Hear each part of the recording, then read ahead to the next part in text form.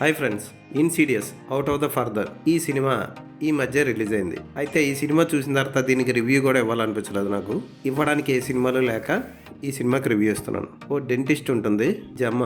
ఆవిడకు special power ఉంటుంది. ఆ పవర్ ఏంటి, ఆవిడ చూస్తున్న దెయ్యాలు ఎవరు, ఆవిడ పవర్ ఇంక్రీజ్ అవ్వాలంటే ఎలైస్ ఆవిడకి ఏం చెప్పింది, ఇవన్నీ తెలుసుకోవాలంటే సినిమా చూడాలి. సినిమా స్టార్టింగ్ చాలా స్లోగా ఉంటుంది.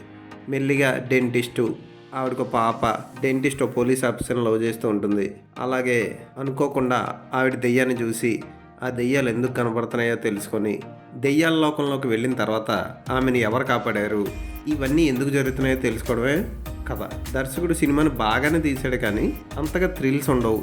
అని భయపెట్టేసే సీన్లు ఉండవు. ఎందుకంటే ఆ దెయ్యాలన్నీ బాగా పాండ్స్ పౌడర్ మొహం అంతా రాసుకొని అని నవ్వుతున్నట్లు ఉంటాయి. అయితే కొన్ని షాట్లు మాత్రం వికారం తెప్పిస్తాయి. ఉదాహరణకి డెంటిస్ట్ దగ్గరికి ఓ దెయ్యం వస్తుంది. దాని పళ్ళు క్లీన్ చేసే క్రమంలో దాని పళ్ళ మధ్యలో ఇరుక్కుపోయిన తల వెంట్రుక, పెద్ద తల వెంట్రుక ఉంటుంది. ఆ సీన్లు అవన్నీ చూస్తే వికారం అనిపిస్తాయి. ఫోటోగ్రఫీ నోటి లోపల పెట్టి తీసినట్టు చిత్రీకరించారు. అవన్నీ చిరాగ్గా అనిపించాయి. క్లైమాక్స్లో బాగానే ముగించాడు, కానీ అప్పటికే సినిమా మీద ఇంట్రెస్ట్ పోయింది నాకు. సినిమా నాకు ఏమాత్రం భయం పుట్టించలేదు, అలాగని ఎక్సైటింగ్గా కూడా అనిపించలేదు.